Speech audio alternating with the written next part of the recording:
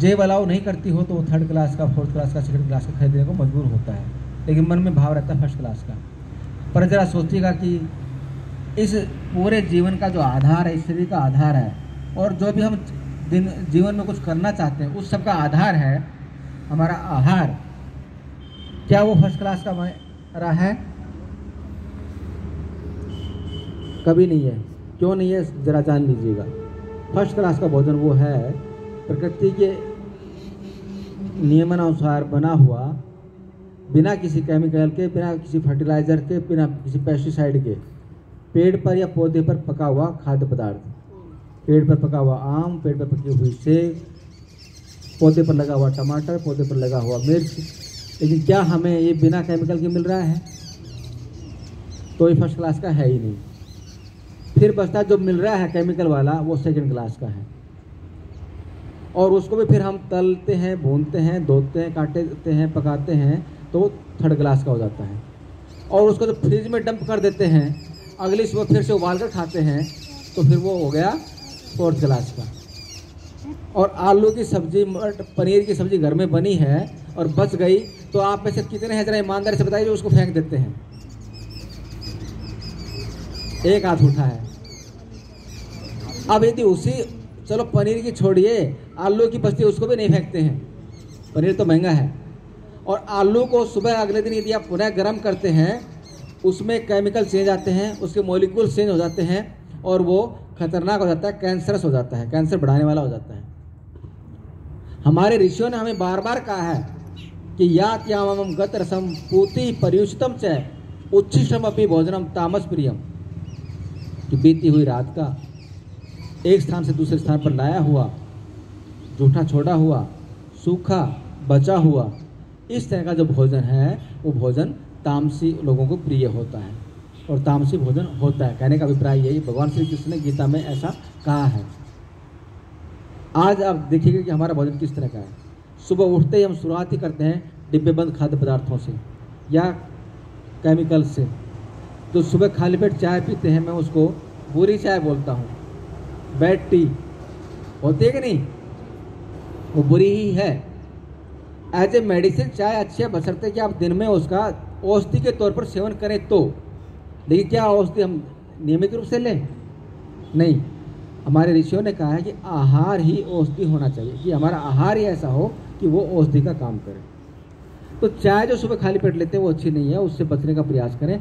दिन में कभी कभार कोई मजदूरी में कहीं पीनी पड़ जाए तो मध्य मार्ग अपनाते हुए मैं आपको उसके लिए कह सकता हूँ कि चलो ले सकते हैं आप, नहीं तो जितना हो सके उससे बचने का प्रयास करना चाहिए, वो ज़्यादा अच्छी बात है। कुछ लोग कहते हैं कि बिना चाय पिए पेट साफ नहीं होता, तो उनके लिए हमारे कई आर्य समाजी साथी हैं, वो कहते हैं कि वो जो भैंस तुम्हारी बुआ है वो इतना गोबर करती है, वो कितनी चाय पीती है। तो हमें उस सत्य को स्वीकार करना चाहिए, प्रकृति के जो नियम हैं उनको स्वीकार करना चाहिए। हम अपने आंतों की तरफ तो देखते नहीं है, पेट की तरफ तो देखते नहीं है, और कमी निकालते हैं फिर दूसरी चीज़ों में। ऐसा नहीं होना चाहिए। जितनी भी बीमारियां आज हो रही हैं वो सबका कारण है हमारी आंतें।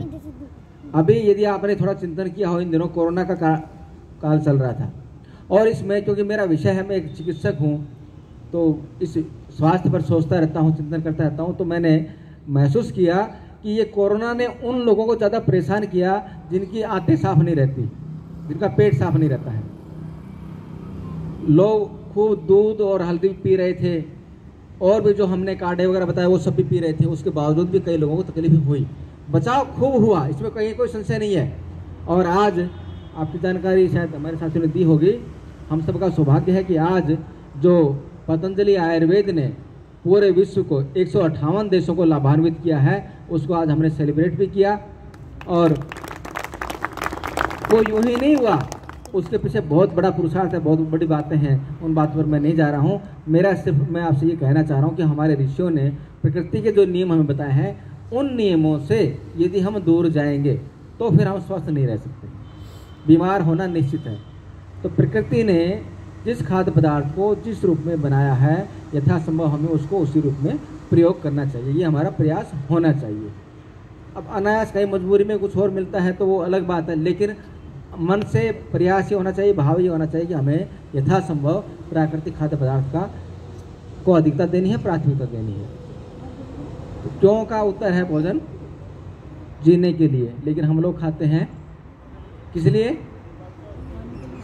जीव के लिए। जीवन के लिए नहीं, जीव के लिए खाते हैं, स्वाद के लिए खाते हैं। और जीव के लिए खाते हैं तो फिर मैं बोलता हूँ कि हम 1.5 इंच के गुलाम बन करके इस 1.5 फीट चौड़े और 6 फीट लंबे शरीर को बर्बाद कर लेते हैं और फिर कहते हैं कि हम दुनिया के सर्वश्रेष्ठ बुद्धिमान प्राणी हैं। ये हमारी बुद्धिमत्ता है। तो ऐसी बुद्धिमत्ता भगवान किसी को न दे। मैं तो आप सबके लिए भगवान से ही प्रार्थना करता हूँ। तो क्यों का उत्तर है भोजन जीने के लिए। क्यों के बाद फिर क्या का उत्तर मैंने पहले बता दिया आपको, यथासंभव प्राकृतिक खाद्य पदार्थ। क्या के बाद फिर कितना, कितना का उत्तर है भूख से ज़्यादा। ठीक है ना जी? नहीं? क्यों? हमेशा भूख से ज़्यादा खाना चाहिए। किसने कहा? चलो कितने लोग जानते हैं, हाथ खड़ा करें जरा। अब ईमानदार से बताइए, मानते कितने हैं इस बात को? अब मानने लगे जी। अब मानने लगे। चलिए अब मान लगे तो भी अच्छी बात है। यही तो उद्देश्य है इस आयोजन का कि जो कुछ हम भूल गए हैं उसको मानना शुरू, जो हम जानते हैं उसको मानना शुरू कर दें। बार बार आपके कानों में बातें डाली जा रही हैं, ये इसीलिए डाली जा रही हैं कि जो आप जानते हैं वही सत्य है, उसको बस आचरण में लाना शुरू कर दें। आचरण में लाएंगे तभी सार्थकता होगी, नहीं तो फिर नहीं हो पाएगी। तो कितने का उत्तर है भूख से कम। फिर कब? जब मिल जाए। ऐसा ही करते हैं नहीं? सुबह उठ करके घर से नाक तक भरकर निकलते हैं और किसी मित्र के पास जाते हैं तो सर्दियों का मौसम था या चल रहा है तो सामने गोंद के लड्डू, गरम जहर, चाय, और सर्दियों का गर्मियों का मौसम होगा तो ठंडा जहर। आप सबके फ्रिज भरे होंगे, स्टेटस सिंबल बन गया क्योंकि परमात्मा ने आपको सामर्थ्य भी दे दिया, अच्छी सैलरी मिलती है और एक स्टेटस सिंबल बन गया कि मेरे घर पर अतिथि आएगा तो कोल्ड ड्रिंक के बिना उसका अभिनंदन अभी स्वागत नहीं होगा, चाय उससे नहीं होगा, लस्सी से नहीं होगा। वो तो पीछे की बात हो गई, बुजुर्गों की बात थी। अब हम तो मॉडर्न हैं और हमारे अतिथि का स्वागत हम कोल्ड ड्रिंक से करेंगे, जबकि वो धीमा जहर है। जब एक तरफ हम कहते हैं कि मेरा मित्र है, मेरा रिश्तेदार है, मेरा परिचित है, मेरा अपना है, और खिलाते क्या है, तो क्या ऐसा काम करना चाहिए? आज आप संकल्प लीजिए कि आज के बाद ये सूर्य देवता हमारे ऊपर है, धरती माँ की गोद में हम बैठे हैं, वायु देवता भी अपनी पूरी ऊर्जा हमें दे रहे हैं। तो ये तीन देवता कि सानिध्य में हम बैठे हैं, तीनों के सामने हम संकल्प करें कि आज के बाद भरसक प्रयास करेंगे कि हमारे से न तो हम ये जहर स्वयं पिए और नहीं हमारे आने वाले अतिथियों को। कितने लोग निभाएंगे? हाँ जी, चलिए कुछ परिवर्तन होगा तो अच्छी बात है। कुछ व्यवहारिक समस्याएं आएंगी, मैं बात करता हूँ आपसे, एक बार पूरी कर लेता हूँ। तो व्यवहारिक समस्याएं कुछ लग सकती हैं, आपको आ सकती हैं। उसमें गांव में है तो छाछ मिल जाती है, जरूर नहीं मिले नींबू मिल जाएगा, शायद मिल जाएगा, कुछ भी नहीं मिले तो पानी तो घर में होता ही है। तो समझने वाले को इतना भाव, आजकल वैसे बचने का प्रयास तो करते हैं, जब समाज में जाते आते हैं तो लोग कोई चाय के लिए पूछते तो प्राय लोग एक बार तो मना करते ही करते हैं कि नहीं चाय नहीं जी, कुछ और है तो दे दो। क्योंकि थोड़ी सी समझ तो आ गई है वैसे, क्योंकि सच्चाई को अब एहसास होने लग गया है। जो चाय में जो टैनिन पदार्थ एक होता है, शीशा होता है तो आप जानते ही होंगे, लेकिन टैनिन होता है वो इतना खतरनाक है कि आंतों की पेरिस्टाल्टिक मूवमेंट को कम कर देता है, उस संकुचन और प्रसरण की जो क्रिया है उसको कम कर देता है। उससे जो खाते हैं वो पूरा पचता नहीं और जो बचता है वो निकलता नहीं, दोनों जगह गड़बड़ हो जाती है। और उसी का परिणाम है कि चाहे कितने बादाम खाएं, कितने ही अच्छा पौष्टिक भोजन खाएं, वो पूरा लाभ नहीं देने वाला, और फिर उससे जो बच गया वो निकलने वाला नहीं है। तो दोनों तरह से समस्याएं बढ़ेंगी, खर्च भी हो रहा है और लाभ भी नहीं मिल रहा, ऊपर से बीमार हो गए तो फिर दवा के लिए और खर्च करना पड़ रहा है, तो नुकसान ही नुकसान होगा। इसलिए अपने डाइजेशन को ठीक रखने के लिए अच्छा रहेगा कि हम भोजन को ठीक ढंग से रखें और जो नुकसान पहुंचाने वाली चीज़ें हैं जिनकी जानकारी हमें हो गई है उनसे हम बच कर के रहें। बताना मेरा काम है, ये मैं प्रयास कर रहा हूँ, चलना आपको है। जो चलेगा निश्चित रूप से मैं कह सकता हूँ कि जो बता रहा हूँ उस पर चलेंगे, यानी आहार का ध्यान रखेंगे, लगभग 80% बीमारियों से बचे रह सकते हैं। 20% मैं इसलिए नहीं कह रहा कि केमिकल्स के प्रोडक्ट आ रहे हैं, और हवा में भी प्रदूषण है, पानी भी शुद्ध नहीं मिल रहा, कुछ हमारे से गलतियां भी हो जाती हैं लापरवाही बस, और कुछ हमारे पूर्वजों के संस्कार भी हो सकते हैं। तो ये 4 और भी कारण हैं। वो 20% उसमें चला गया, लेकिन 80% हम अपने आप को स्वस्थ रख सकते हैं यदि हम अपने आहार को ठीक रख लें और इस योग साधना को नियमित कर लें। तो इसके लिए एक शब्द मैंने चयन किया है, एक जीवन शैली निर्देशित की है, योगमय प्राकृतिक जीवन। प्रकृति के नियम के अनुसार जिए, साथ में नियमित रूप से योग साधना करें। फिर दुनिया का कोई रोग नहीं, उसी औकात नहीं कि आपके शरीर में वो प्रवेश करे। वो आपसे थर-थर कांपता हुआ दूर ही रहेगा। जैसे कोरोना आपसे डरता रहा, आपको तो नहीं हुआ ना? हाँ, और पूरा संसार उससे परेशान है, लेकिन हम भारतीय लोगों को नहीं हुआ, क्योंकि हमारी आदतें उनकी तुलना में कुछ हद तक अभी भी बची हुई है। नकल तो करने लगे हम, लेकिन फिर भी काफ़ी हद तक बचाव है। फ्रेश फूड खाते हैं, वो लोग तो डिब्बाबंद खाद्य पदार्थ खा रहे हैं, तो उनको समस्याएं हैं। इसलिए हम कोशिश करेंगे। तो कब का उत्तर है, भूख लगे तब, बार बार नहीं खाना, और जितना हो सके खाली पेट चाय को छोड़ना है। बार बार खाते हैं तो उसका परिणाम क्या होगा वो सुन लीजिए। हमारे शास्त्र हमें कहते हैं, एक बार खाए योगी, बोलिए जरा साथ साथ, 2 बार खाए भोगी, बार बार खाए रोगी। क्या बनना है अब आपको देख लीजिएगा। प्रमोशन चाहिए कि डिमोशन चाहिए? प्रमोशन चाहिए ना? तो प्रमोशन तो योगी के लिए है, उसके लिए तो फिर एक बार कहा गया है। कितने लोग तैयार हैं? 2 बार देख लीजिए, अभी सारे हमारे प्रदीप भाई जी और सारी टीम फिर नजर रखेगी आप पर। चलिए, निश्चित रूप से अच्छे के भाव आ गया अंदर, तो धीरे धीरे रूपांतरित भी हो जाएगा। वो काम हो ही जाएगा जब आपने सोच लिया, संकल्प कर लिया तो होगा। और परमात्मा से प्रार्थना है आपके लिए, परमात्मा आपको इतनी सामर्थ्य दे कि जो संकल्प आपने किया है वो संकल्प आपका पूरा हो। दूसरी पंक्ति इसके बारे में है, सार्थक है वो पहली पंक्ति। कम खाओ, बोली साथ साथ एक बार, स्वास्थ्य पाओ, उम्र बढ़ाओ। नहीं मानते हैं उन लोगों के लिए फिर दूसरी पंक्ति है, खूब खाओ, रोग पाओ, जल्दी जाओ। कहाँ जाना है वो आप समझ लीजिए, कौन सा रास्ता है ये आपको देखना है, ठीक है। तो वहाँ जाने से अभी बचना है, आनंद में दीर्घ जीवन जीना है। उसके लिए आवश्यक है कि आप योग में प्राकृतिक जीवन अपना लीजिए। जो सीख रहे हैं उसको अपने आचरण का हिस्सा बना लीजिए। केवल 7 दिन तक सीमित मत रखिएगा इसको, ऐसा होगा तो अच्छा रहेगा। उसके बाद फिर आता है कैसे। कैसे का उत्तर है, शांत मन से चबा चबा कर, एकांत में। हमारे ऋषियों ने तो ये कहा है कि भोजन और भजन हमारा एकांत में होना चाहिए। लेकिन हम करते क्या है, आजकल तो एक ट्रेंड बन गया, टीवी पर देख रहे हैं, पूरा ध्यान टीवी की स्क्रीन पर रहता है कि उसने कौन सी ज्वेलरी पहनी हुई है, कौन सी ड्रेस पहनी हुई है, कैसे चौका छक्का लगा रहा है, कोई जो भी जिसमें इंटरेस्ट है, ध्यान हमारा तर भोजन को केवल निगल रहे होते हैं। मैं निगलना शब्द प्रयोग कर रहा हूँ, खाना नहीं। और मैं कह रहा हूँ कि निगलते हैं तो हम पशु से भी बदतर हैं। पशु निगल करके कम से कम जुगाली तो कर लेता है, हम तो वो भी नहीं करते हैं। तो क्या ऐसा काम हमें करना चाहिए? नहीं करना चाहिए। तो आगे से हम कोशिश करें, यदि ठीक है टीवी देखना है, क्योंकि व्यवहार की बात अब मैं कर रहा हूँ, मध्य मार्ग उसके लिए भगवान गौतम बुद्ध ने हमें बताया है। सिद्धांतों से दुनिया के सारे पुस्तकालय भरे पड़े हैं, लेकिन हम उन पर चलते कितना है। तो मध्य मार्ग आपको बता रहा हूँ। टीवी देखना भी है तो टीवी पर कान रखिए बस अपने, बीच बीच में कभी कभी आंखें भी रख उस पर कर लीजिए, लेकिन दिमाग वहाँ मत ले जाइए। दिमाग अपना भोजन पर, कंसंट्रेशन अपना भोजन पर ही रखें तो ज़्यादा अच्छा रहेगा। और यदि ऐसा नहीं होगा तो फिर बीमार होने के लिए तैयार रहिए। अभी तो मैं आपसे प्रार्थना कर रहा हूँ, आपसे निवेदन कर रहा हूँ कि आप इन बातों को मान लें तो अच्छा रहेगा। और आप नहीं मान रहे हैं तो मेरी प्रार्थना फिर भगवान मानेगा। रेवाड़ी से भी मेरे पास बहुत लोग जाते हैं, आज भी शायद 3 लोग मैं छोड़ करके आया हूँ, रेवाड़ी से आए हुए थे वो हमारे पास। वो लोग आते हैं ज़्यादातर जो अपोलो, एम्स, वेदांता, स्पोर्ट्स में ठीक नहीं होते। और परमात्मा की, प्रकृति की कृपा है कि जो प्रकृति की शरण में आता है, योग की शरण में आता है, वो फिर स्वास्थ्य पाता ही पाता है, कहीं कोई संशय है ही नहीं उसमें। तो भगवान से प्रार्थना क्या करता हूँ मैं, और मेरे जैसे सारे दुनिया के चिकित्सक हर व्यवसाय की तरह से सुबह सुबह भगवान से प्रार्थना करते हैं कि भगवान हमारा हॉस्पिटल भरा हुआ रहे। तो हॉस्पिटल भरने हैं, क्या करना है ये आपको देखना है।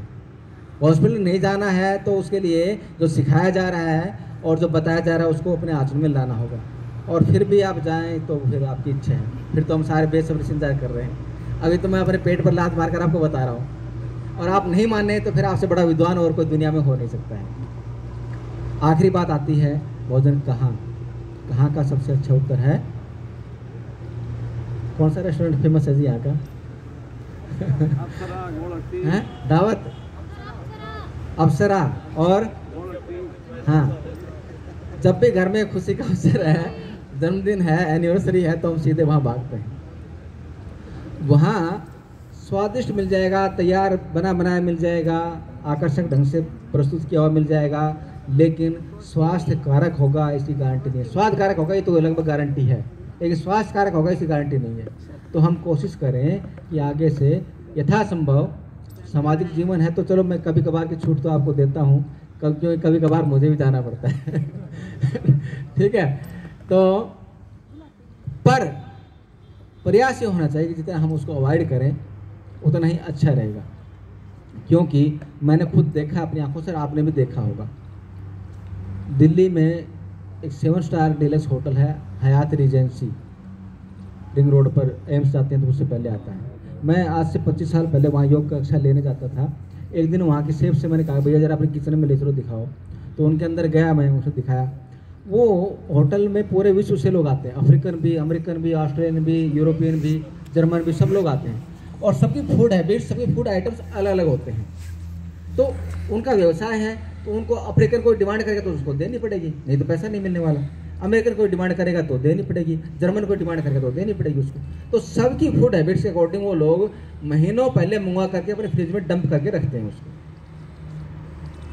अब वो ठीक है, पेट भरने के लिए, टेस्ट के लिए तो मिल गया, लेकिन प्रकृति का सिद्धांत है कि कोई भी फल, सब्जी या कोई भी खाद्य पदार्थ जो जीवित अवस्था में है, वो जैसे ही अपने पेड़ से, पौधे से, बेल से अलग होता है, उसी समय से उसमें डीजनरेशन शुरू हो जाता है, उसकी मेडिसिनल वैल्यू कम होना शुरू हो जाती है। इसीलिए हमारे ऋषियों ने कहा था, पहले उन दिनों के जो साधन नहीं थे तो पैदल चलते थे लोग, तो उस समय की व्यवस्था थी, कहते हैं 6 कोस के आसपास जो खाद्य पदार्थ पैदा होते थे वो हमारे लिए सर्वोत्तम होते थे, क्योंकि उन दिनों 6 कोस की दूरी पैदल चल करके ही तय करके हम पहुंचा पाते थे कोई चीज़ कहीं जगह पर। आज तो ठीक है, साधन तेज हो गए हैं, अभी तो आपको हो सकता है कि आप ऑर्डर करें रात को तो 200-250 किलोमीटर दूर से भी आपके पास सुबह कोई खाद्य पदार्थ मिल सकता है। तो अब थोड़ा सा और उसको फैला लीजिए भाई, 100-150 किलोमीटर की दूरी बना लीजिए।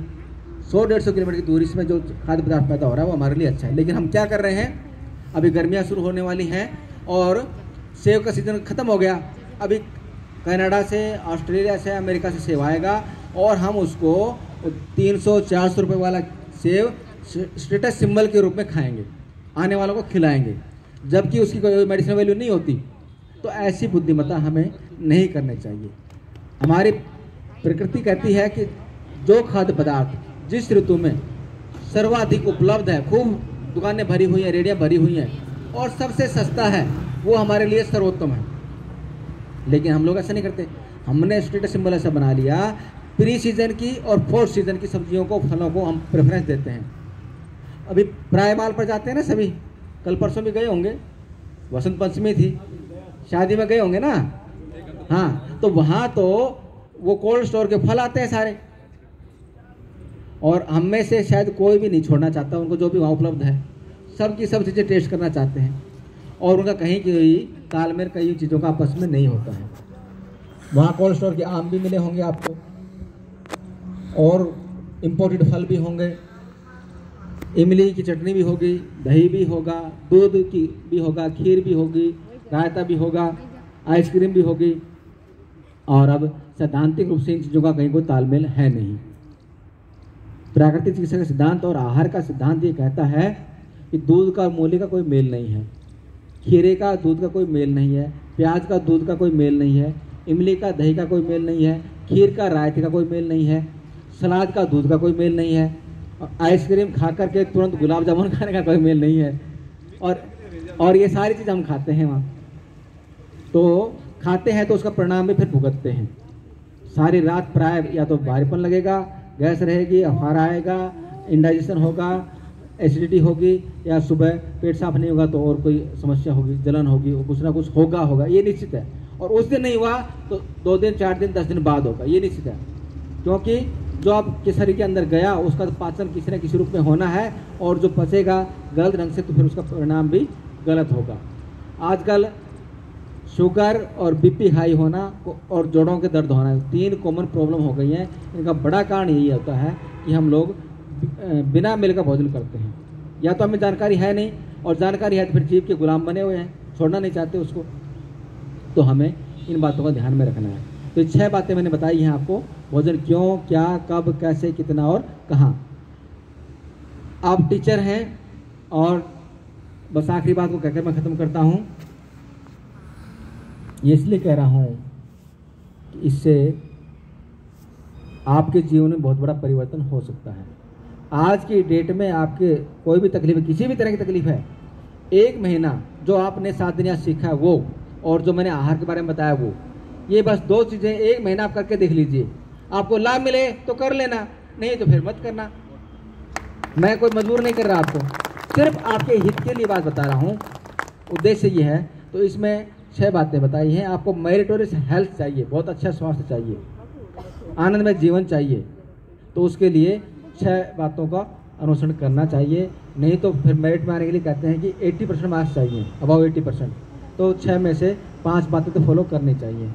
कुछ ऐसे होंगे नहीं जी फर्स्ट डिवीज़न ही ठीक है, तो 60% मतलब 3.6 4 बातें माननी चाहिए। कुछ ऐसे भी होंगे नहीं जी सेकंड डिवीज़न ठीक है, तो 3 बातें 50%। कुछ ऐसे होंगे जी पास हो जाएंगे, क्लास में एंट्री हो जाए तो ही ठीक है, गाड़ी चलती रहे बस इतना ही ठीक है, तो 33% मतलब 6 में से 2 बातें माननी है। और नहीं तो फिर फेल होने के लिए तैयार है, मतलब बीमार होने के लिए तैयार है। अब क्या करना है वो आपको देखना है। तो 2 बातें कौन सी हो सकती हैं इन 6 बातों में से, जिनको करके आप अपने जीवन की गाड़ी को थोड़ा आगे आसानी से बढ़ा सकते हैं। वो 2 बातें हैं। पहली बात तो है भोजन चबा चबा कर खाना। मैं आपको ये नहीं कह रहा कि आप समोसे ना खाएं, आप रसमलाई ना खाएं, आइसक्रीम ना खाएं, क्योंकि मैं मना करता हूँ तो डरते हैं लोग मेरे से।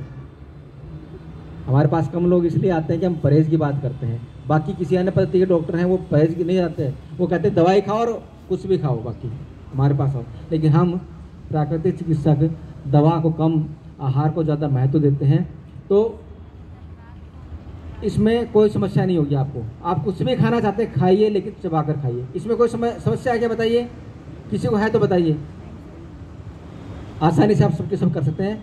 आज के बाद आप जो लंच करेंगे आज कोशिश करना, सबका टाइम भी नोट करना चाहिए, कम से कम भोजन में आपको 20 मिनट का समय लगे। ऐसा करके देखिए आप। चबा चबा कर खाएंगे तो कम खाया जाएगा, कम खाएंगे तो कम खरीदना पड़ेगा, जेब पर ज़्यादा बोझ नहीं पड़ेगा, महंगाई का ज़माना है। और उससे बड़ी बात क्या होगी, कम खाएंगे तो स्वस्थ रहेंगे, और स्वस्थ रहेंगे तो डॉक्टर के पास नहीं जाना पड़ेगा, फीस नहीं देनी पड़ेगी, दवाइयाँ नहीं खरीदनी पड़ेगी। दवाइयों के साइड इफेक्ट भी आ रहे हैं, और यदि बीमार हो गए हैं डॉक्टर के पास जा रहे हैं, दवाई से गुजारा हो गया तो ठीक है, इंजेक्शन से गुजारा हो गया तो ठीक है, नहीं तो फिर क्या कहा जाएगा कि आइए जी बेड, चाकू और छुरी आपका इंतजार कर रहे हैं, और उससे पहले लिखवा लिया जाएगा। कुछ भी हो सकता है, हमारी कोई जिम्मेवारी नहीं है। तो भगवान ना करे किसी के साथ में ऐसा हो, लेकिन वो उस होने से तब ही बच सकते हैं जब आप इन शिक्षाओं को अपने जीवन में शामिल करेंगे। तो पहली बात। दूसरी बात ये है, हो सके तो भूख से राकेश जी कह रहे कम खाएं, तो कुछ लोगों के लिए शायद मुश्किल होगा ये, मान लेंगे तो अच्छी बात है। नहीं तो मैं दूसरी बात कह रहा हूँ कि कम से कम ज़्यादा तो न खाएं। अंदर से एक इंडिकेशन आता है, प्रकृति ने एक व्यवस्था दी है, एक भाव आता है कि बस अब और नहीं, लेकिन हम जीव के गुलाम बनकर खाते रहते, ठूंसते रहते हैं।